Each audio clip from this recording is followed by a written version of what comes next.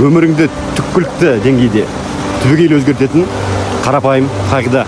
Заслужи свой завтрак деген қағида. Негізі оның мәні мынада: өзіңнің таңғы асыңа лайықты болу керексің.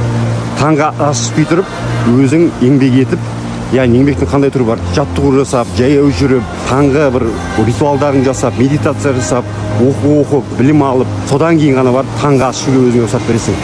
Таңғы ас ішпей тұрып, міндетті түрде жаттығу жасайсың. Бұл қағиданы көптеген табысты адамдар, көптеген спортсмендер қолданады. Соның ішінде Шавкат Рахмонов.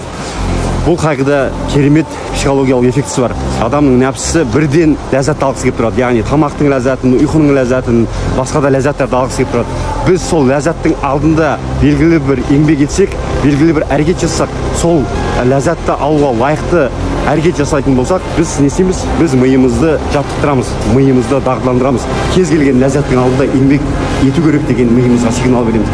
Сөйтіп өз-өзімізді тәрбиелейміз.